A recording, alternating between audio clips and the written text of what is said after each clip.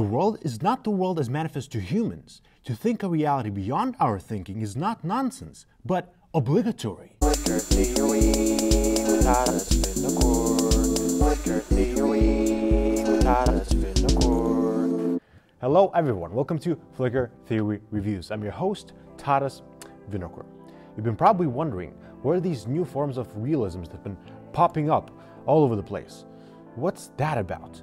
You have your new materialisms, your speculative realisms, your object-oriented ontologies, you name it. All of which, for some reason, try to take objects seriously, undertake to ridicule naive idealists, and totally sabotage all remaining phenomenologists.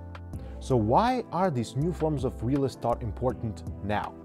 To answer this, I will briefly discuss a nascent philosophical movement, one branch of these new realist philosophies that has been gaining more and more traction, namely the object-oriented ontology, or the triple O, if you will. By the way, if you like this video, please consider subscribing. Let's get right into it. The triple O, or the object-oriented ontology, takes issue with the so-called correlation of thought and being. Thought and being.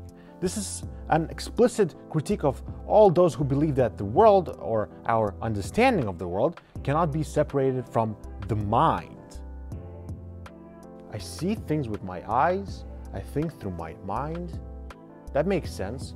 Perhaps we may believe that our ideas, words, and feelings bring objects into life, into the life of phenomena.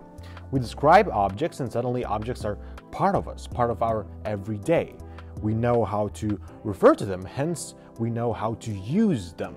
This belief, however, implies that without our ideas, words, and thoughts, objects can't really exist, or at least they can't exist independently of us. Well, object-oriented ontology, or the triple O, maintains that such belief is simply wrong. It is simply wrong.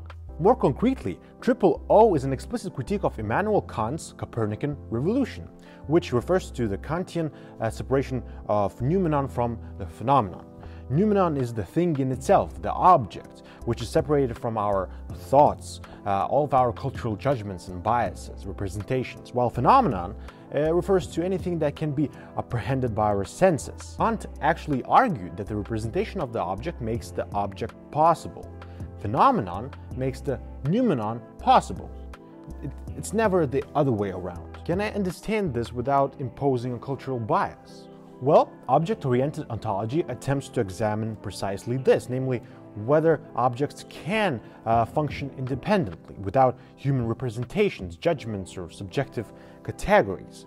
The simple answer by the triple O is yes.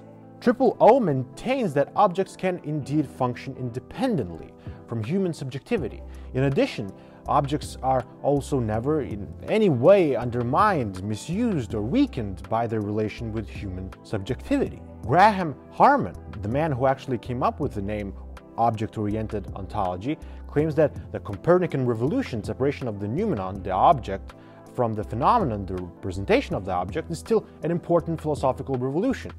The problem, however, is that the emphasis here always falls on the human subject. Poor human beings, we can't understand the world in and of itself. For HARMAN, the problem with Kant is that he leaves human subjectivity at the center of philosophy. Human perspective is everything for Kant. Without a human perspective, there might as well not be independent, self-sufficient, inanimate objects. Only a human perspective can bring them to life. Having said that, Kant, for HARMAN, is nonetheless a genius who is aware of the finitude within the interaction between things or objects. Kant thinks that human representation of objects is finite. We cannot reach or sufficiently describe the things in themselves. HARMAN thinks that all interactions, no matter whether they're interactions between inanimate objects or human beings, all of them are finite, lacking, not direct. That is to say, just like there is no direct interaction between humans and objects, there's no direct interaction between inanimate objects themselves.